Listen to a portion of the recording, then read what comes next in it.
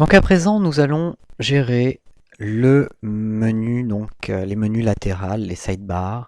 Euh, donc ces menus, vous pouvez les trouver un petit peu partout dans le site en fait.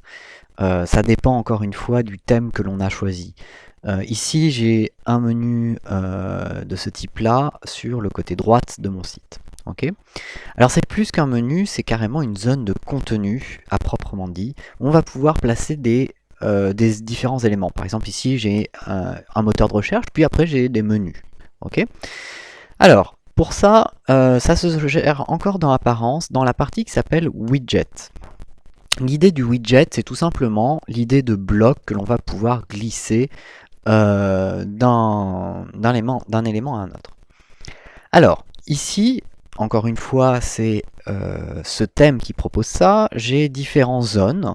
J'ai ce qu'ils appellent la quick bar. Alors, je ne sais pas trop où elle est. J'ai la page 404. Alors, la page 404, c'est ce qu'on appelle les pages d'erreur. On verra un petit peu plus tard à quoi elles correspondent. J'ai ici une zone pour tout ce qui est gestion de mobile. Et donc, j'ai ma zone de sidebar. Ici, dans ma zone de sidebar, on retrouve donc les recherches, les articles récents, les commentaires récents, etc. etc. Bah, finalement, ce que l'on retrouve ici, hein, redétaillé.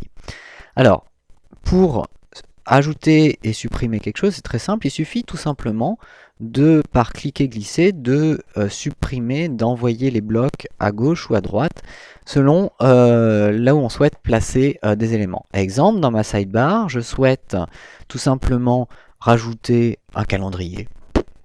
Je déplace mon calendrier, je lui donne un titre.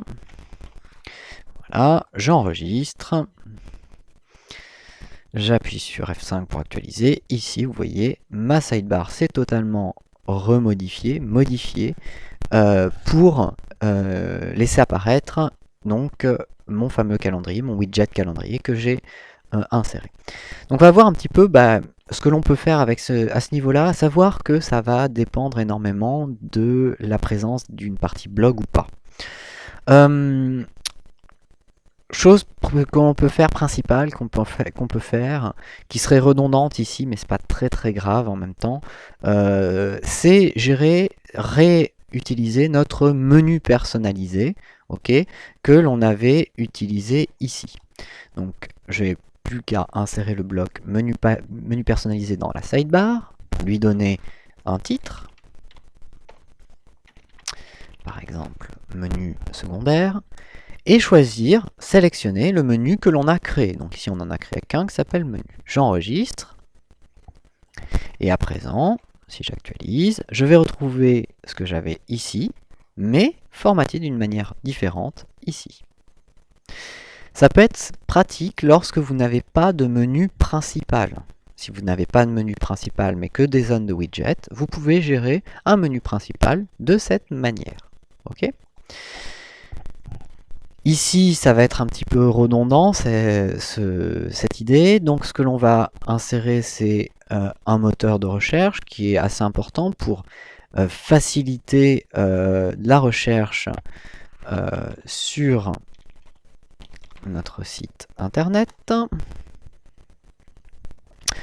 On va mettre ici, ça va être intéressant, je vais mettre une zone qui s'appelle lien, c'est-à-dire que toutes les personnes qui vont suivre ce tutoriel et ce didacticiel et qui voudront tout simplement laisser leur site internet visible, vous n'aurez plus qu'à me transférer votre lien de site internet et je le rajouterai dans cette zone de lien.